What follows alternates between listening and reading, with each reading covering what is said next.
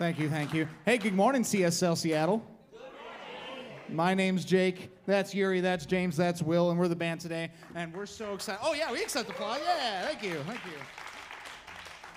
And as usual, the most amazing person in the world is already on stage, ready to go and sing. Yay! Please give it up for LaVon Hardison. Good morning, everybody. Good to see you.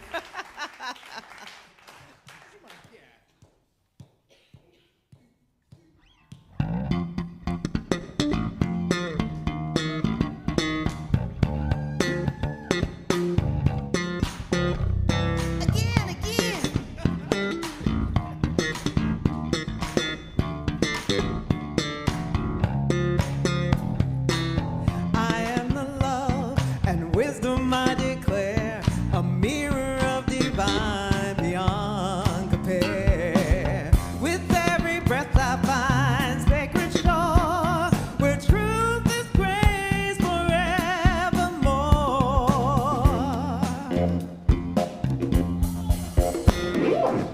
Guided by peace, I clear the way, releasing the weight of yesterday. Mindful steps and a heart set free, creating space for what's meant to be. Let's embrace the landing of love, growing deeper, rising higher, living my truth inspired desire. Infinite love, abundant flow, I am divine. In grace I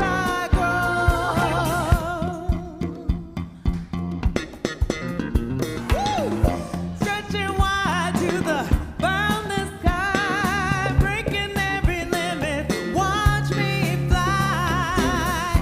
In the flow of goodness I stand, infinite potential is in my hands.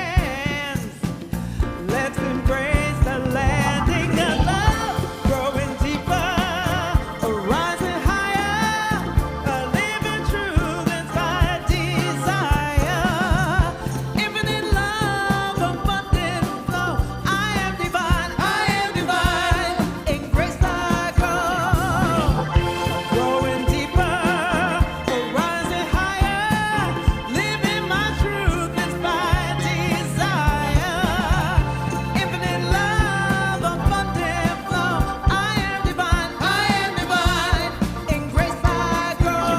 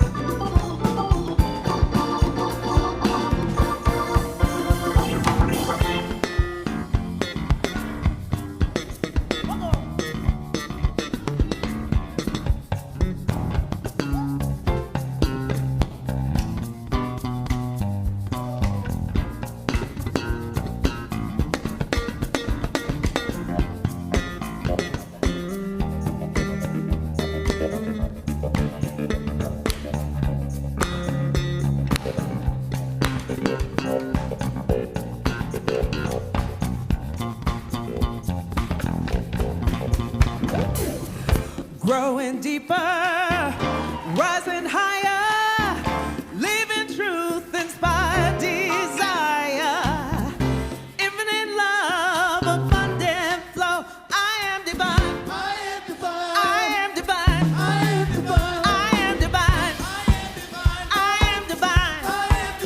we are divine, we are divine, you are divine, you are divine.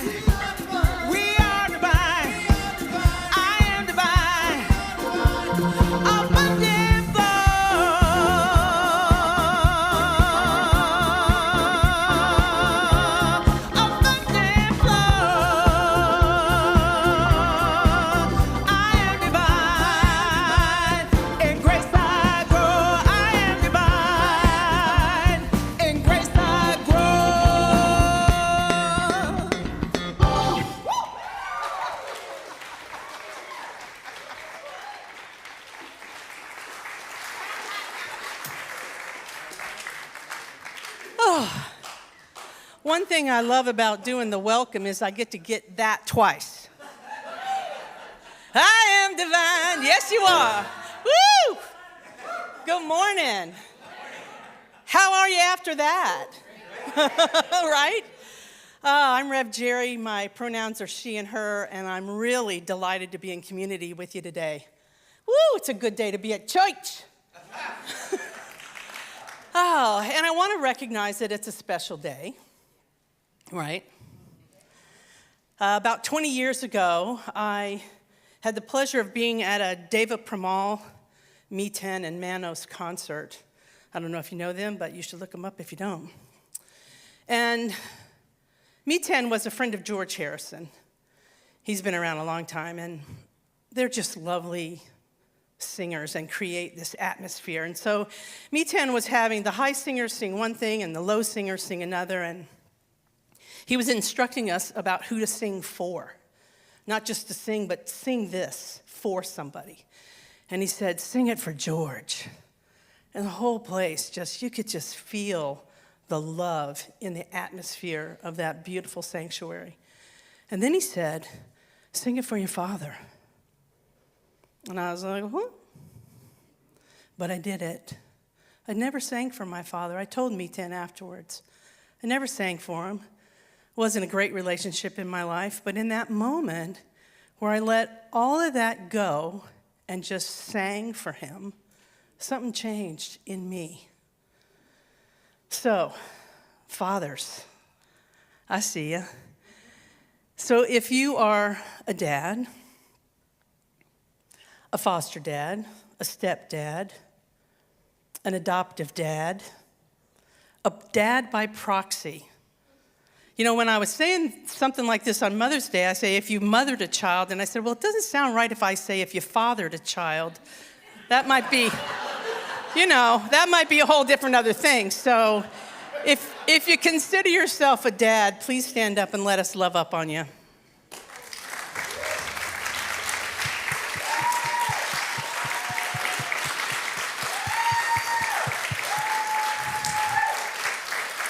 It's a tough job, and you chose to do it.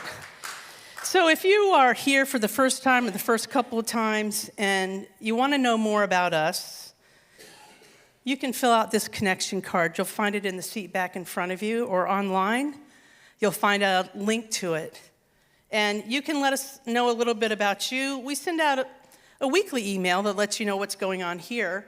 We'd love to know about you and ways that we can support you and ways that you might want to get involved. Like, what are you about? Why are you here? Why are you here? There's another card that I really love. It's the support card. You can get prayer from this church and its amazing ministers and practitioners 24/7. You have a need, you can go to the website, and there's a prayer link, and you can put in a prayer request. Today, you could fill out this card, put it in the box in the back corner where our lovely Eviania is sitting, and you'll get prayed about and prayed up today. That just doesn't go into some other thing. Today, after church, you will receive prayer for whatever's on your heart, whatever you want to celebrate, you need support, whatever it is. We're here for you. I love that we believe so powerfully in prayer in this church. It has changed my life, both the receiving and the doing of it. And if you want some good prayer, if it was like anything like first service, you better buckle up because Kathy Ann's going to do the opening prayer. I'm telling you, it was good.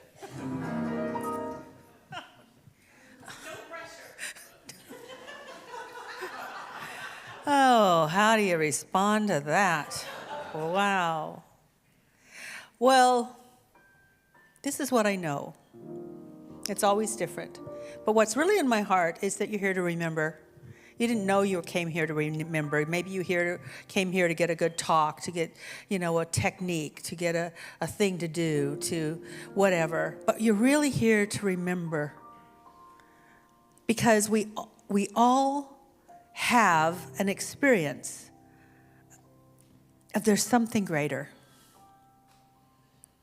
It was planted in our heart as a gift before we incarnated. It is, and now I notice, I'm watching faces, by the way. Some of you are already there. You're already starting to remember. It is that holy rope, that holy thread that won't let us get truly lost.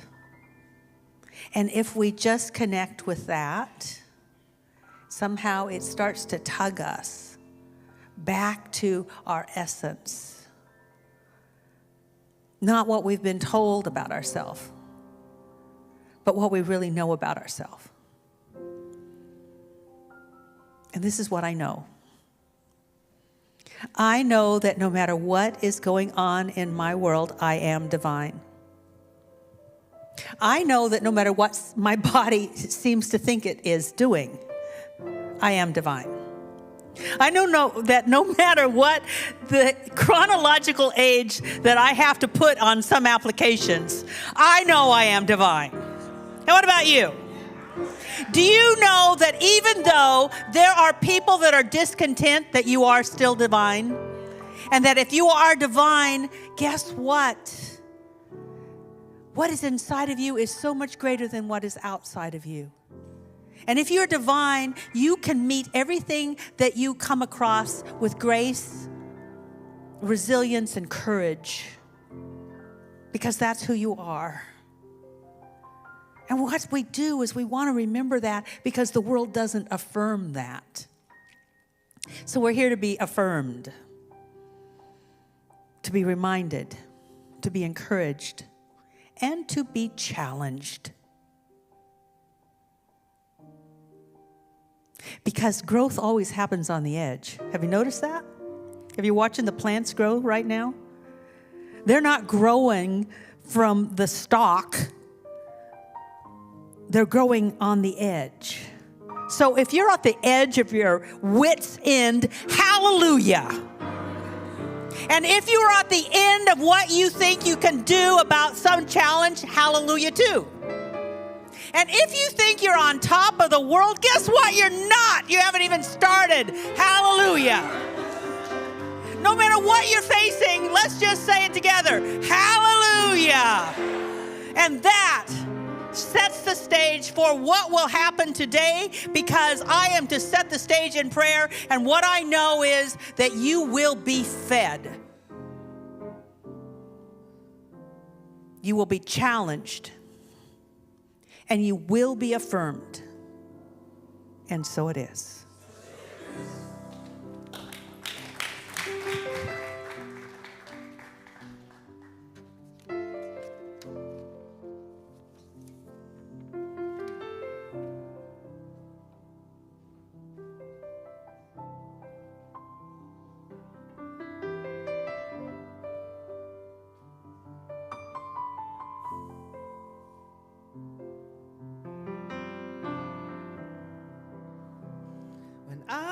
A girl each week. On Sunday we would go to church, pay attention to the priest, and he would read the holy word and consecrate the holy bread, and everybody kneel and bow. Today the only difference is everything is holy now. Everything is holy now.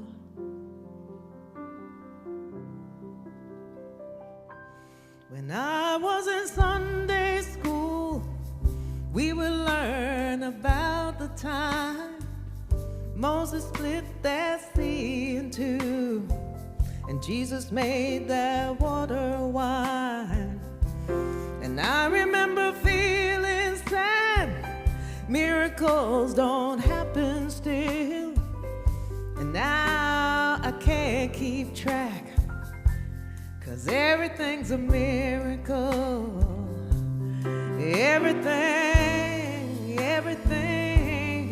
Everything's a miracle.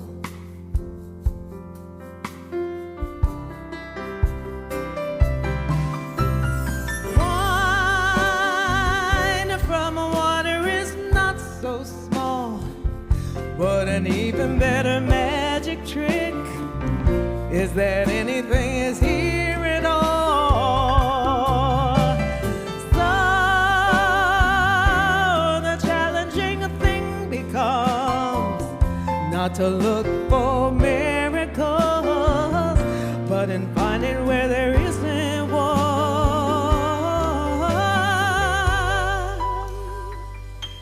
When holy waters were at best, barely wetting my fingertips, now I have to hold my breath, 'cause I'm swimming in a sea of it. It used to be a world out there, heaven's second rate hand-me-down. Now I walk with the reverend air, 'cause everything is holy now. Read a questioning a child's face and say it's not a testament. No, no, that'd be hard to say. See another new morning come and say it's not a sacrament. I tell you that it can't be done.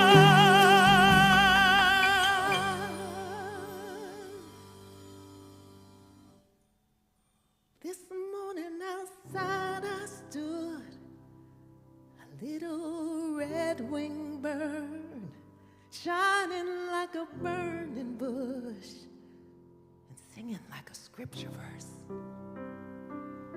Made me wanna bow my head. I remember when church let out. Oh, things have changed since then, 'cause everything is holy now. It used to be a world half there, heaven's second rate hand-me-down.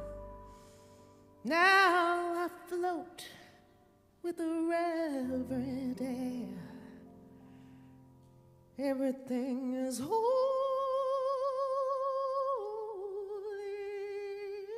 now.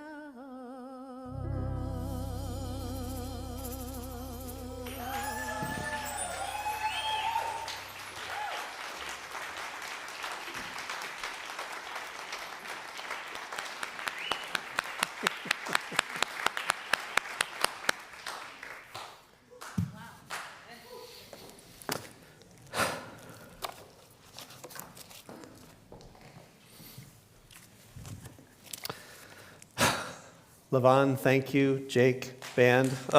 We're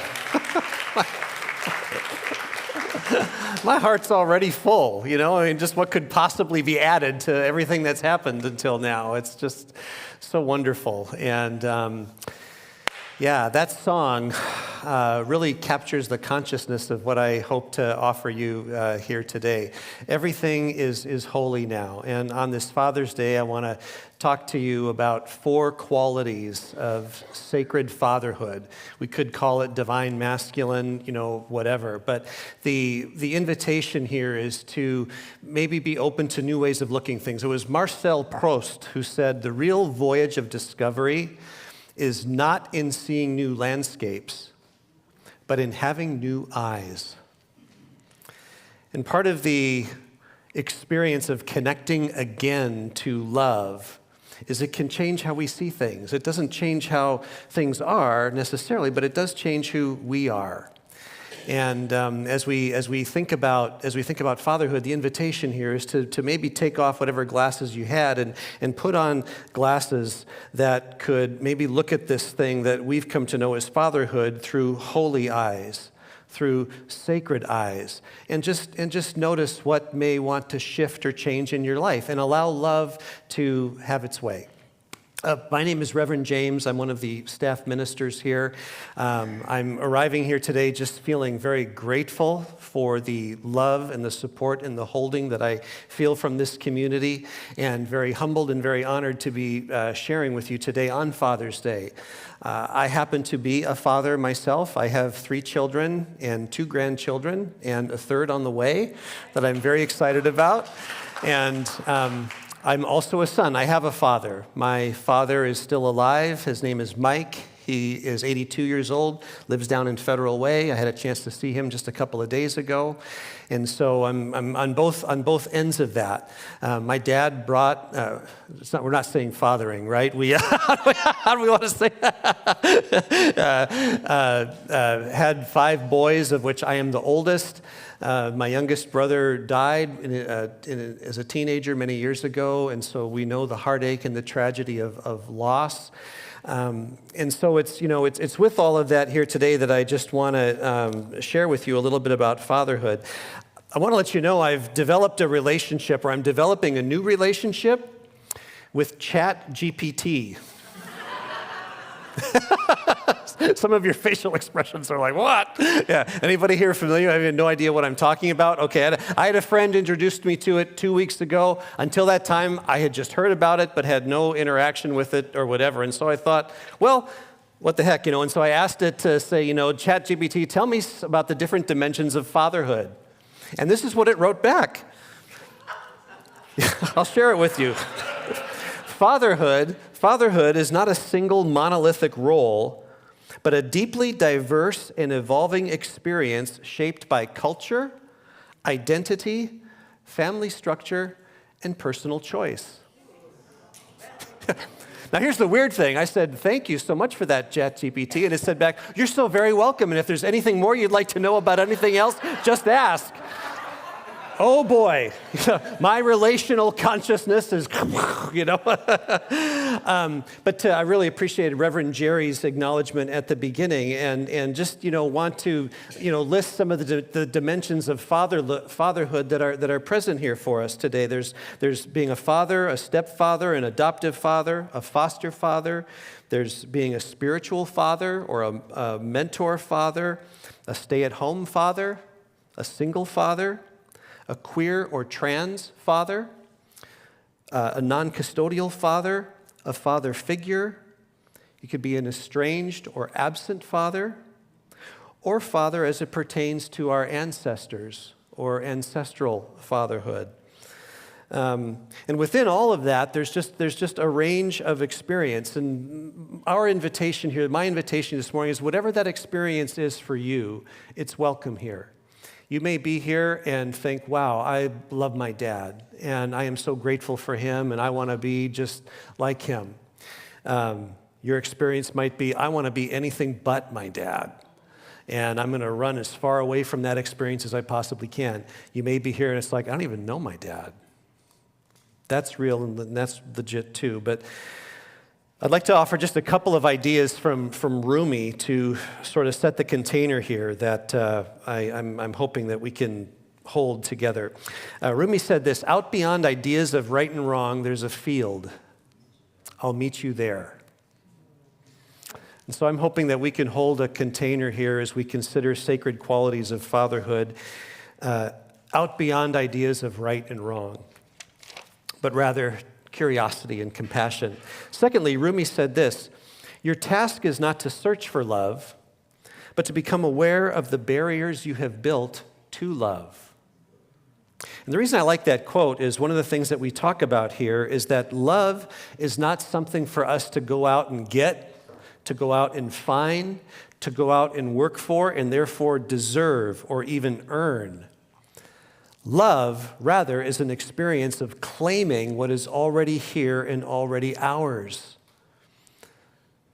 In other words, it's not being connected. It's not needing more love, but it's dealing with whatever illusions, whatever barriers, whatever prejudices, whatever fears, whatever judgments are keeping us from the love that we already have. And the value in that is that when we can begin to become aware of that through some of the hurts, trials, and struggles that we experience in life, many at the hands of fathers, it can lead us back to a greater sense of awareness and understanding of ourselves, where we can know ourselves and love ourselves better. And from that place, be able to love others. It was Jesus who said, and this is from Andrea's talk last week. There you are, Andrea, yes, from the Jesus guy, James here, yeah, because, yeah. But Jesus said, the great commandment is to love God with all your heart, soul, mind, and strength, and love your neighbor as yourself. And in that is an assumption that, in my experience, growing up, I never heard about, was to love yourself. Because I was taught, and I heard that I'm not good. I'm not holy. I'm not love. I'm bad, and I need help, and I need rescued. But what if, no, the assumption was you and I are good. We are fundamentally good. We are made in the image of the divine, and our essence and our being and our very core of who we are is love that wants to be and wants to express in the world. And so the human experience is just coming back to that. That's the experience of religion. The word religion means again, ligen, ligio, ligament, to bind or connect. And the practice of binding and connecting again to love is the practice of religion. So while I'm on that subject, yes, thank you. They put the slide up there on the screen. I'd like to just warmly and enthusiastically invite you to sign up for a class that I'll be teaching starting at the end of this month on Wednesday nights. It's 3 Wednesday nights on Zoom on religious recovery. And it's really about making peace with your spiritual journey, whatever it is. I really hope you'll be a part of it, because what I hear oftentimes is there's different hurts and pains and traumas that we experience growing up in church. And oftentimes it's two things that come up. One, how could they have done that to me? It was awful, it was horrible. And then there's a second thing that comes up that's often even more difficult, is that how did I allow myself to get involved in that? How did I allow that to happen to me? Healing comes when we can begin to connect some of those dots, hold it in compassion, hold it in love, and make peace with that. And I'm saying this as someone who spent 28 years before coming here. I was a pastor in the evangelical tradition for 28 years. I know that community well. And as I have made peace and continue to make peace from that I want to offer that to others. And so I really, really hope that you'll sign up for that class, and we'll have a great time together. But back to the subject at hand, I want to offer today 4 qualities of sacred fatherhood. And I'm borrowing these from an author named Doug Holt. I'm stealing his outline and offering my reflections on it. The 4 qualities spell out the word wolf, W-O-L-F. And then there's a shadow side to each of these 4 that spell out the word deer, D-E-E-R. So hopefully that'll help you remember them as we go through them today. But the first one is this: sacred fatherhood is wise. Sacred fatherhood is wise. What is wisdom? When I think of wisdom, I think of wisdom as applied knowledge. And I think that's important because today we live in an information age, don't we? We have so much information coming at us through the internet, through social media, through podcasts, through books, through writings, and through publications. And in many senses, it's wonderful. I mean, we literally on our phones have like the world of information at our fingertips. But there's a danger, and there's a danger because there's a difference between knowledge and wisdom. Wisdom is the experience of knowing how to apply that knowledge. And often, in the context of fatherhood, that wisdom can show up as a quiet patience.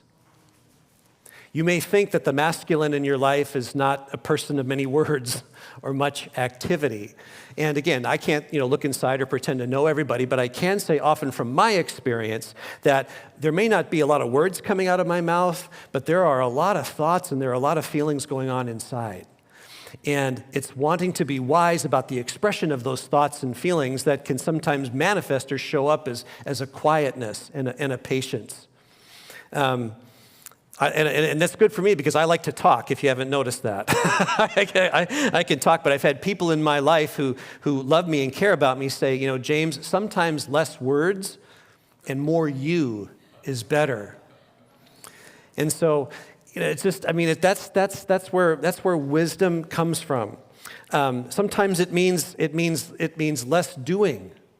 And again, that's important because we live in our culture today in an action-oriented, results-oriented culture. It's baked into who we are, and it's good. We wouldn't be here today if it wasn't for action and results and logic in the doings of many, many people. But here's what's important to keep in mind.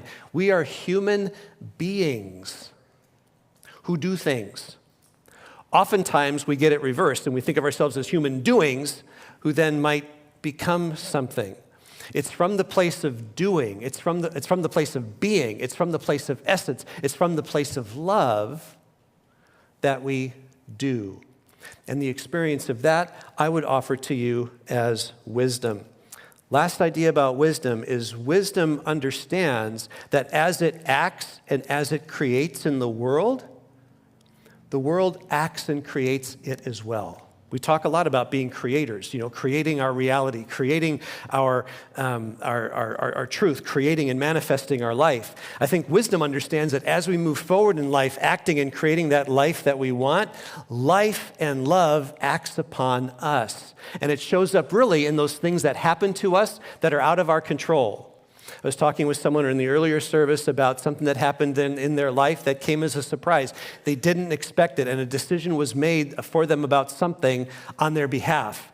That's happened to me recently in my life, where something happened to me that was outside of my realm of control. And man, that's a shot to the ego, because I really want to feel like I'm in control and I've got my life all mapped out. And yet sometimes the goodness and the grace and the terrible, scandalous mercy of God shows up in sometimes God doing something for you that you're unwilling to do for yourself.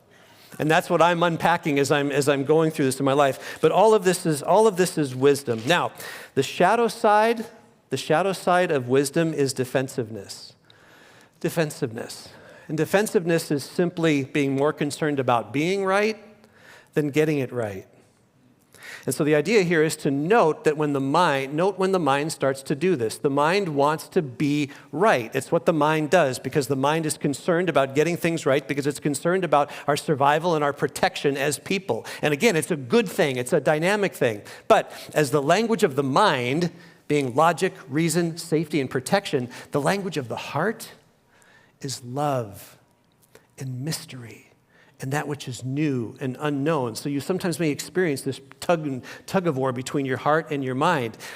If you just understand that the heart is what leads us forward, and then the mind can guide us there first, that's where we can not be defensive anymore. Oftentimes, when we become defensive, or at least I'm saying this for myself, when I become defensive, there's something that I'm passionate about. Underneath that passion, there's a longing. There's a yearning.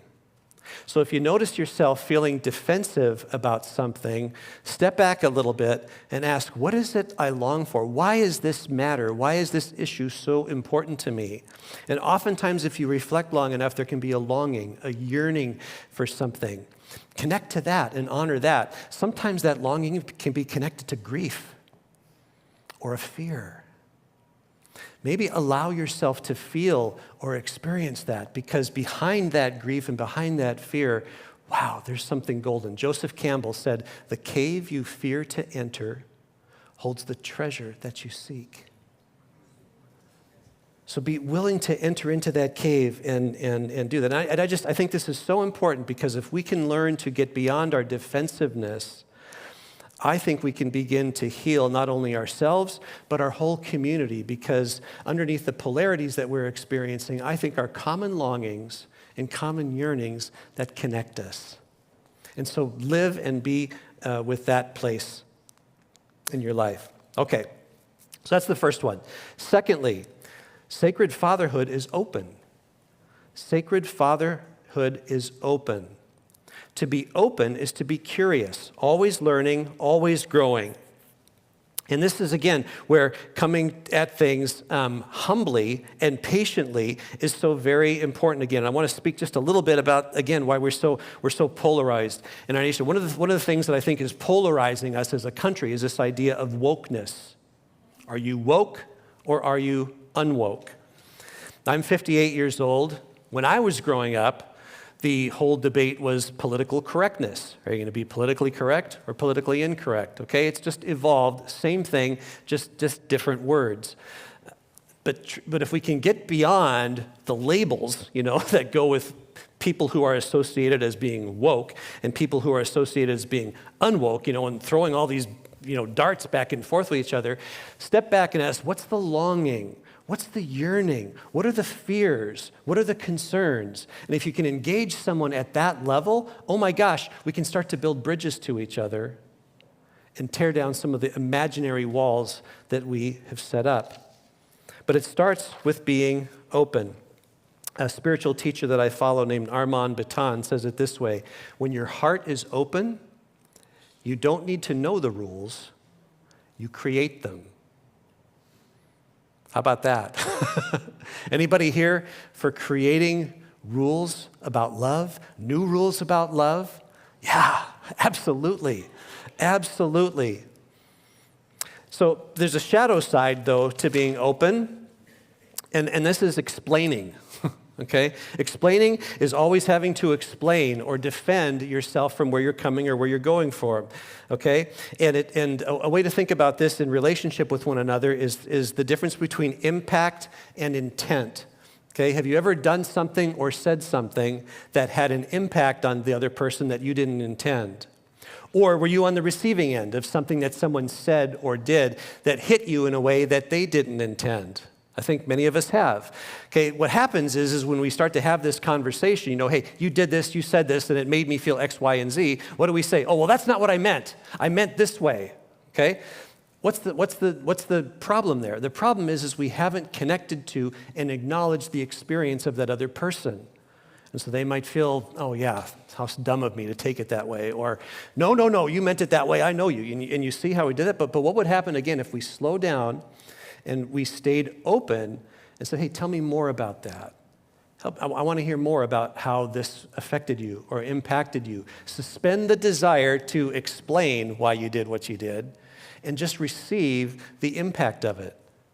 And watch what happens. You might be surprised. All right.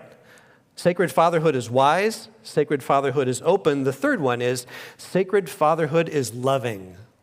Sacred fatherhood is loving. And when I think about loving, the quality of loving is confident.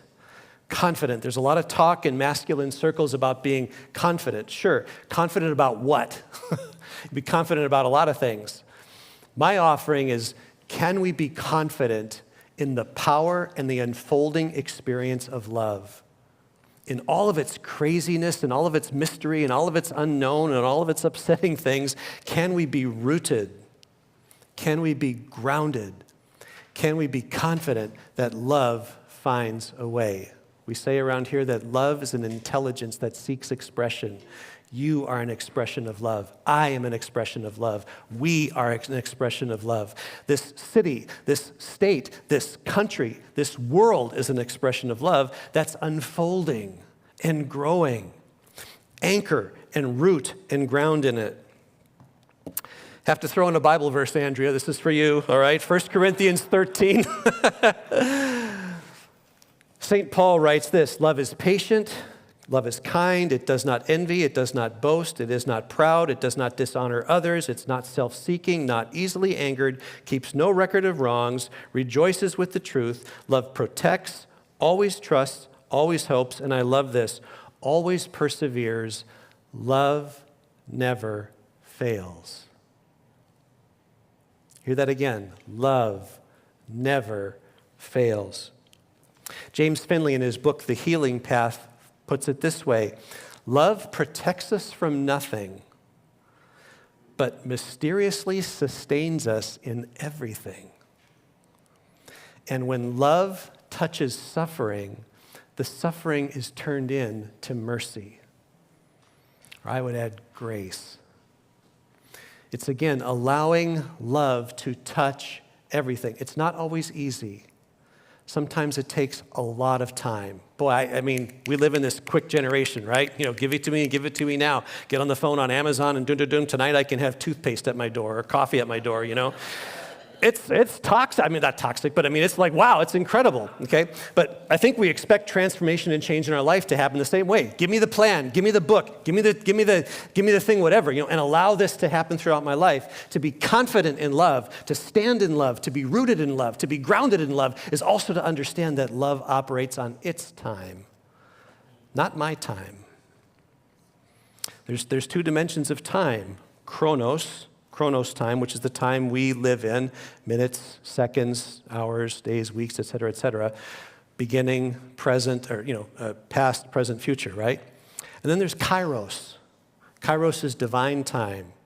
It's a time that bends. It's like you have an experience of the future and then you live into it, or something's coming, you anticipate it, and then you get into it. It's beyond that. We have to understand and be reminded that time as we know it today is an invention of us. Okay, but in the sacred realm, in the divine realm, time operates on its own. And I think being confident in love is to remember that. The shadow side of that love is excusing. And it's this idea of excusing it's avoiding taking radical responsibility for your experience. It's seeing life as something that's happening to you outside of your control, instead of something happening for you, or maybe even a step deeper, life happening as you. And so from the perspective of sacred fatherhood has this capacity to be able to see everything happening as life for its good purpose. And notice when there's maybe an excuse, I blew it. I made a mistake, or so-and-so, they're a real awful person. It did that for me. No, take responsibility, take ownership, because when we take responsibility and take ownership for our experience, we don't project that experience or transfer that experience onto someone or to something else, but rather we speak and we live from that experience. This is where the spiritual practice of mindfulness can be so helpful. Because as we go through and maybe we experience anger or sadness or discouragement or depression, there's a difference between saying, I am angry, and so I'm going to act angrily, versus I'm experiencing anger or I'm experiencing excitement. And we can speak for that experience. So therefore, we're not excusing or reacting. We're responding to it thoughtfully. All right, last one. So sacred fatherhood is wise, it's open, it's loving. The last one is sacred fatherhood is fierce. Sacred fatherhood is fierce. And I want to just be real clear here. Fierce about what? Fierce about the expression of love. I think there's a lot of misconceptions about what it means to be fierce in the masculine world. A lot of masks that get put on, a lot of personas that get worn because culture or something says this is what it means to be fierce. But I think fierceness is really embedded in what it means to be courageous. And the word courage is taken from the French, coeur, which really means heart. So to be courageous is to live and act from the heart. It's learning, it's knowing when to be tender and when to be tough. I really like how Brene Brown talks about it, having a strong back that's anchored, rounded, and rooted in love, and an open heart that's willing to receive life as it comes our way and allow love to touch it and allow love to transform it. Fierceness also speaks to this idea of wildness and adventure. Any of you know the masculine in your life who have a love for video games or sports? Sure, yes, yeah, right? Yeah, okay. What's the appeal? It's the experience of adventure and love, of all of that, Sports, yeah, I mean, wow, it's the game, it's the battle, Maybe it's not that, maybe it's just being out in the wild, being out in nature, There's something intrinsically about the masculine spirit that longs for that yearns for that, okay? But here's the idea.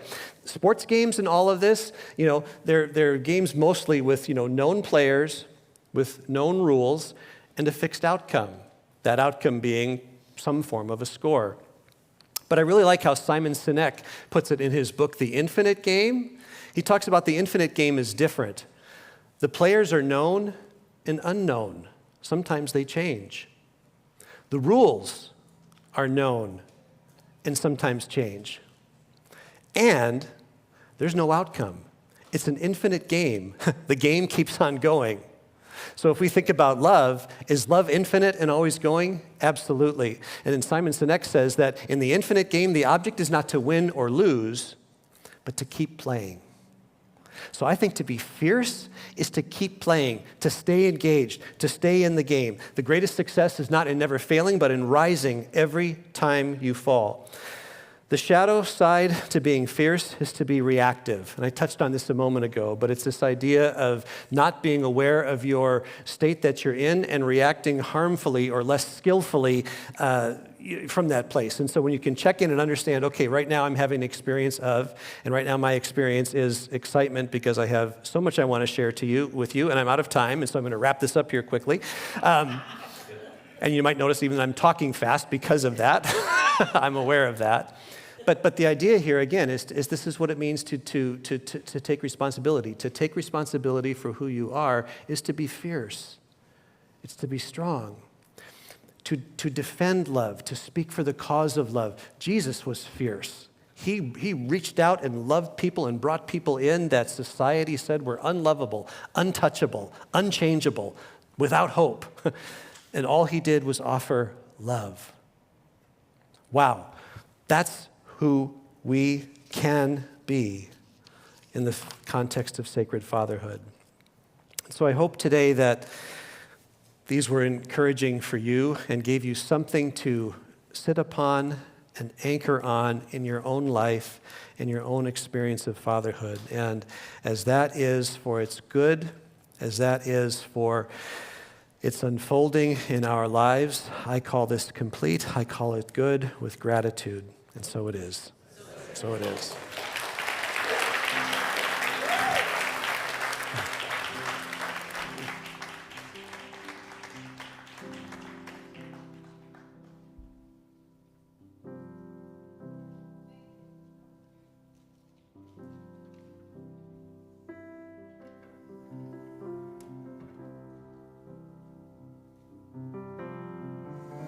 Do you remember dreaming? Do you remember home? Do you remember feeling like you were never alone? When a minute was forever and you had a hand to hold. Tell me you remember and you'll never let go. You never let go, you never let go. We're all somebody's baby. We're all somebody's child. We're all some kind of crazy. We're all some kind of wise. We're all full of amazing. We're all flirting with lies. We're all somebody's heartache, somebody's can't wait, somebody's why. We're all somebody's baby. We're all somebody's child.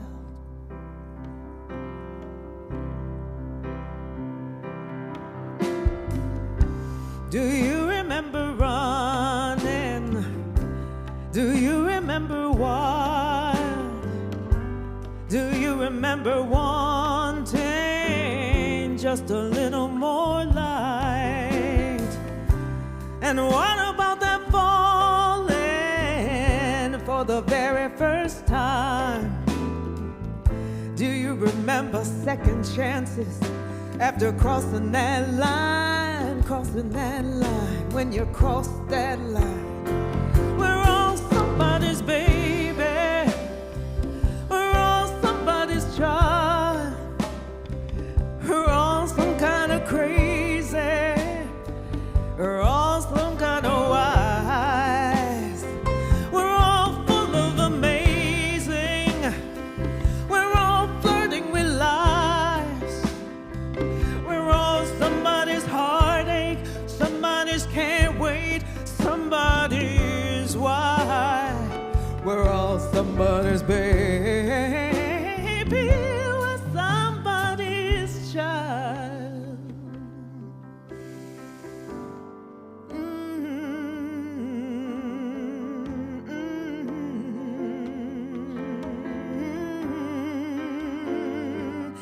At the beginning of the service, Reverend Jerry is talking about her dad. And think about that person who you're their child. They might have been flawed, they might have been crazy, they might have been wise, they might have been foolish, they might have been lost, they might have been brilliant, they might have been affectionate, they might have been cold. And they were someone else's child.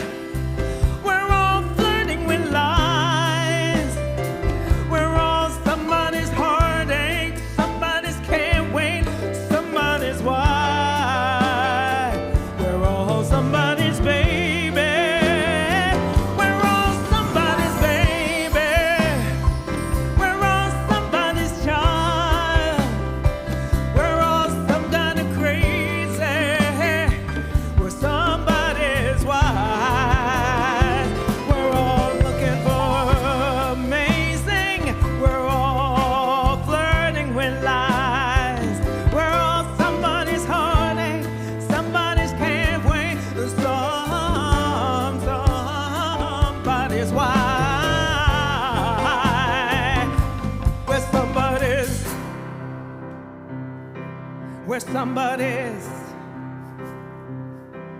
somebody's. We belong to somebody. Somebody's child.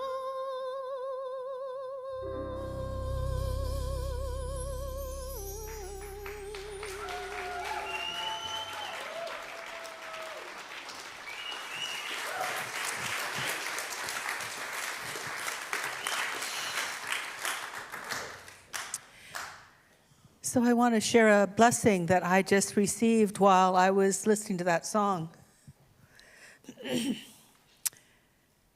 My personal father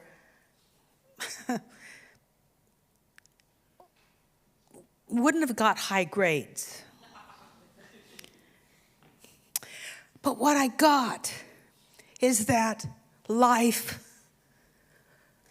blessed me through him beyond his abilities and his upbringing and how he had been parented.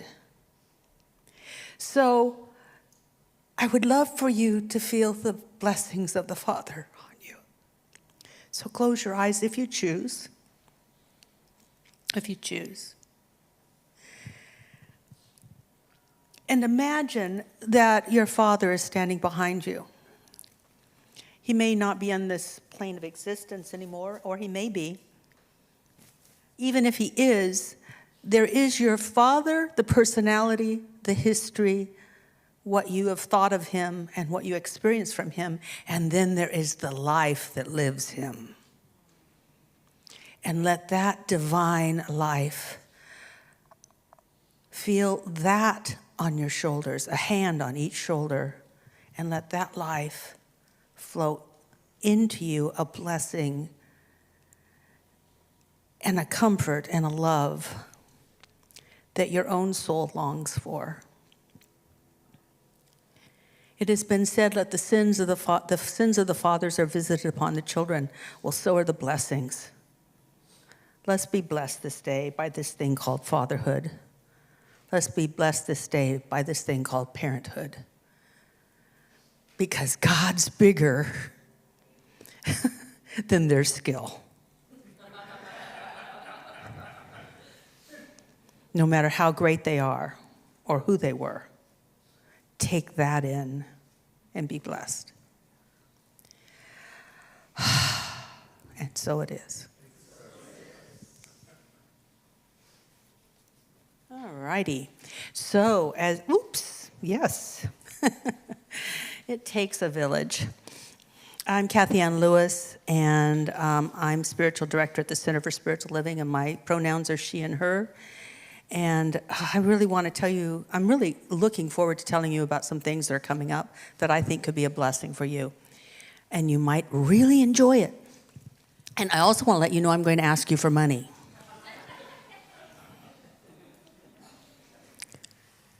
So you can start filling out envelopes now. Getting your QR code ready. Because you've gotten a full meal deal. Has this been a full meal deal? Yeah. So guess what? You would pay at McDonald's, and we ask that you contribute to it here too, because that's what helps us do what we do. It's just the circulation of things. But before I officially ask, I want to just share some things that are going on. This Wednesday, we're going to have another spiritual spa. And I created the spiritual spas because I wanted people to have an experience, because a lot of times you come here and get talk. During the spa, there's very little talking and a whole lot of experience, a whole lot of feeling the juice of the Spirit. Are we going to have drums, by the way, looking over here? You want drums? Yeah, I want drums. With drums.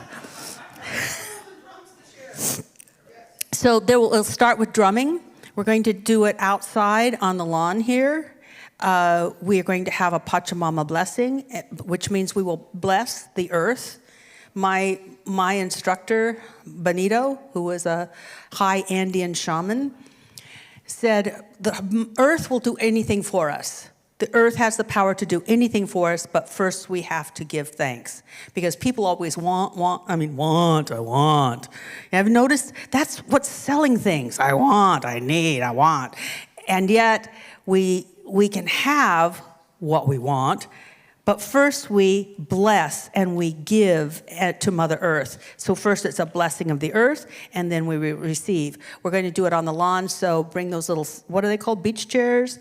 Or something to sit on, and then we're going to ask the earth to bless us and to feel the energy coming up from the earth. This is earth-based spirituality, because guess what? Yeah, we do a whole lot up here, but I'm telling you, the earth is powerful and magical.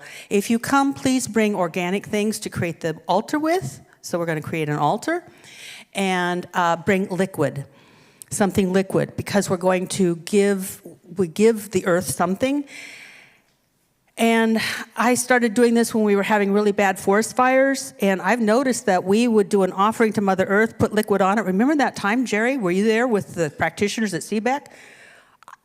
Out of nowhere, rain came to Southern California that we were praying about.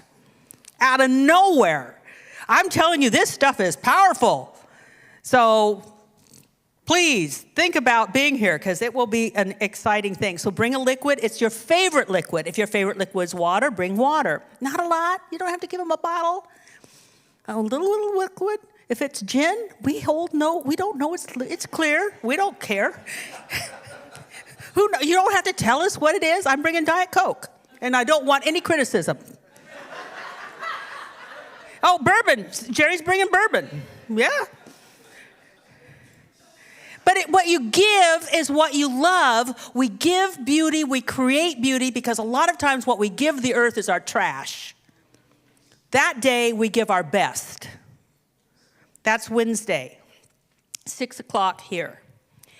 Then self-mastery is happening on June 21st, 23rd, so you've got just a few weeks to about a week to sign up for that.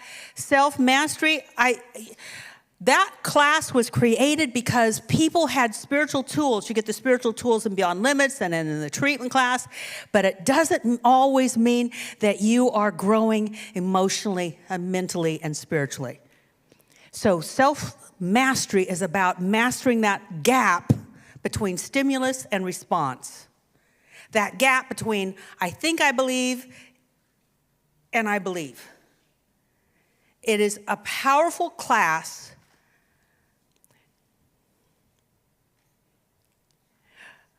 It's a powerful class for moving through life with elegance and grace. I really encourage you to think about that, and you've got 2 master teachers. I'm also going to say a little bit about CBEC because that community is the antidote to what is really bothering a whole lot of people, and that is their sense of isolation and loneliness. And you can be isolated there, but why?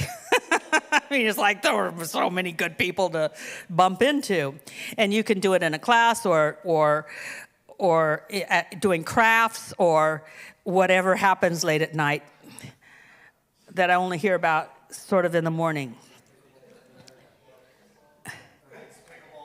Oh, well, and I'm sorry, and pickleball. Oh, my goodness. All right, so all sorts of ways, and there's kayaking. I mean, I'm just leaving it up to you. You can create your own experience of heaven.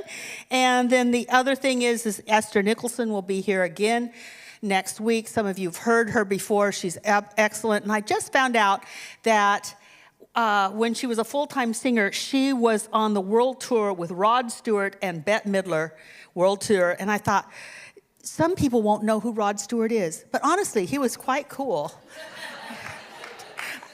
Yeah. Anyway, my own, yes. And also, we're having an interfaith dinner here next week. It is not through us, so use the QR code if you want to sign up for the interfaith dinner. And it's about an opportunity to connect at a deep level and have conversations with people of different faiths. So it's $5 and you get a vegetarian meal. The seating is limited to only 80 people, which is about the max we can put downstairs with big tables. So if you want to go pick this up, it will be in the lobby. Use the QR code to sign up. And those are all of my announcements. Let's just take a deep breath. Remember when I promised you? I promised you that I would ask for money. Oh, well, now I'm going to do it. And Della's bringing the basket up.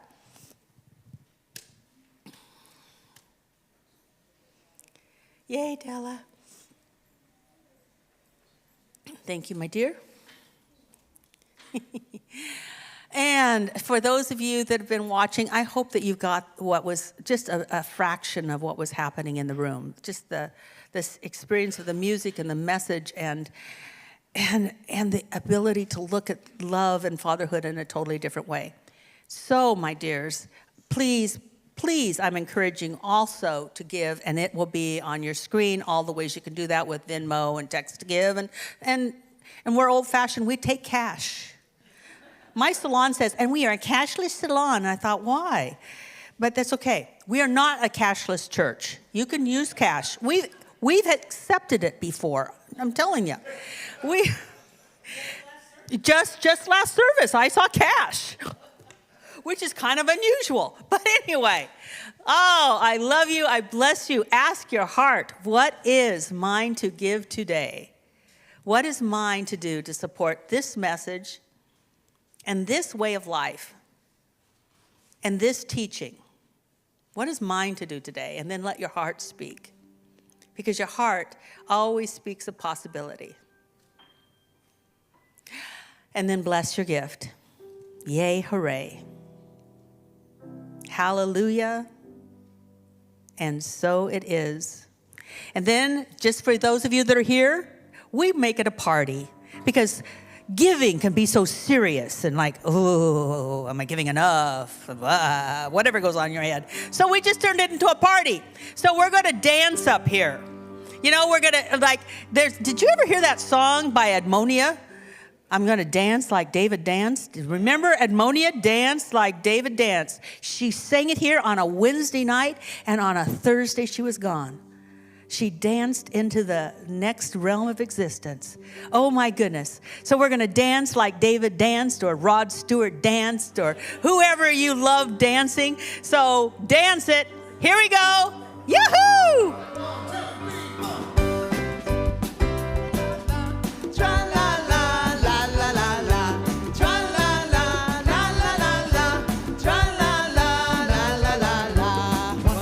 Two